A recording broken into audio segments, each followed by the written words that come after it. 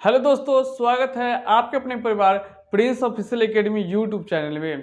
दोस्तों, जैसा कि हम लोग सीख रहे थे समीकरण को हल करना, तो हम लोग विलोपन विधि और प्रतिस्थापन विधि दो विधि सीख गए हैं और उसका प्लेलिस्ट बना दिया गया है। आप अगर वीडियो नहीं देखे हैं विलोपन विधि का, प्रतिस्थापन विधि का, तो वीडियो के डिस्क्रिप्शन में लिख दिया गया है प्लेलिस्ट का। प्लेलिस्ट पे क्लिक करके आप विलोपन विधि और प्रतिस्थापन विधि का सारा वीडियो देख सकते हैं। आज हम लोग समीकरण को हल करना सीखेंगे, वो भी अब वर्ग गुणन विधि से सीखेंगे कि कैसे हल किया जाता है। तो आइए सीखते हैं कि कैसे हल किया जाता है वर्ग गुणन विधि से समीकरण को। जैसा कि बोर्ड स्क्रीन पर समीकरण दिया गया है, इसमें 8x + 5y - 9 = 0 समीकरण 1 हो गया। फिर दिया गया है 3x + 2y - 4 = 0, ये समीकरण आपका 2 है। इसमें सीखेंगे, देखिए सबसे पहले a का मान होता है a1 का मान, तो यहाँ पर बोलेंगे इसको a1, इसको बोलेंगे b1, इसको c1, इसको a2, इसको b2, इसको c2। तो a1 का मान आपका 8 है, फिर b1 का मान आपका क्या है 5 है, और फिर c1 का मान आपका -9 है।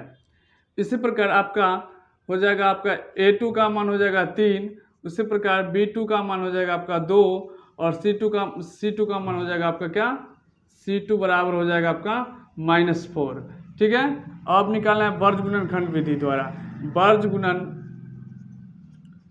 विधि द्वारा होता है क्या, इसका सूत्र होता है, सूत्र क्या होता है, सबसे ऊपर में x लिखेंगे, बट्टा में लिखेंगे क्या, BC - BC, थोड़ा सा हटा करके लिखेंगे BC - BC, और फिर बराबर देंगे y लिखेंगे, और फिर लिखेंगे क्या, CA - CA, फिर बराबर देंगे और एक लिखेंगे, और बट्टा में लिखेंगे क्या, AB - AB। ये आपका सूत्र होता है। और इसमें क्या करना है, ये सूत्र में आप इसमें एक बैठाइए, 12 21 12 21 12 21, मतलब 1 2 और फिर 2 1 1 2 और फिर 2 1, यानी इस प्रकार से आपका सूत्र तैयार हो गया। पहले लिखेंगे क्या, BC - BC, CA - CA, फिर लिखेंगे AB - AB, और सब में 12 21 12 21 12 21 12 21 बिठा देंगे। इस प्रकार से आपका सूत्र हो जाएगा। ठीक है, कोई दिक्कत इसमें नहीं। अब इस सूत्र पर बैठा दीजिए जो भी मान है आपका। A1 का मान देखिए, A1 का मान 8 है, यहाँ पर लिखेंगे सबसे पहले x बट्टा AB1 का मान कितना है 5, तो 5 लिखिए, गुने C2 का मान कितना है, C2 का मान -4 है, तो -4 दीजिए, फिर माइनस है तो माइनस। B2 का मान देखिए 2 है तो 2 दीजिए, फिर C1 का मान कितना है, तो C1 का मान है -9, तो -9 दीजिए, कोई दिक्कत नहीं।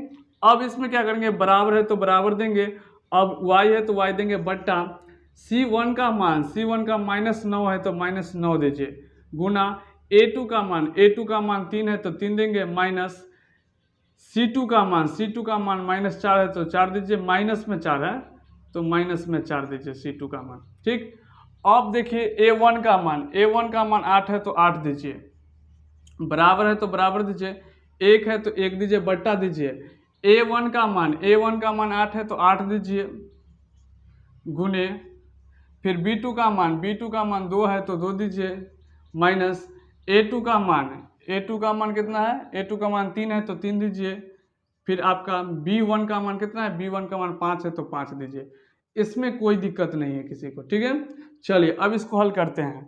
क्या करेंगे, ये x लिखेंगे, बट्टा में ये आपका हो जाएगा 4 5 20, माइनस में ये माइनस, इसको गुना कीजिएगा ना जब इससे, तो माइनस माइनस प्लस हो जाएगा और 18 हो जाएगा। ठीक, अब इसमें कीजिए, ये 18 हो जाएगा, कोई दिक्कत नहीं। अब इसमें देखिए y लिखेंगे, बट्टा में 9 × 27 हो जाएगा, माइनस में आई हो जाएगा माइनस माइनस प्लस हो जाएगा, आई 4 से 32, 8 से गुना कीजिएगा तो 32 हो जाएगा। ठीक, फिर उसी प्रकार इसमें कीजिए, 1 लिखेंगे, ये 8 दूना 16, माइनस 5 × 15, कोई दिक्कत नहीं। अब इसमें क्या करेंगे, लिखेंगे क्या, ये हो जाएगा आपका x बट्टा में, इसको घटाइएगा तो माइनस में 1 आएगा, जबकि माइनस में 2 आएगा, तो माइनस नीचे नहीं लिखाता है, माइनस ऊपर में चला जाता है, तो -x/2 लिखेंगे, बराबर।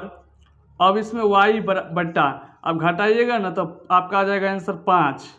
32 में से 27 गया तो 5 बराबर। अब देखिए 1 हो जाएगा ऊपर में, बट्टा में 16 में से 5 15 गया तो 1।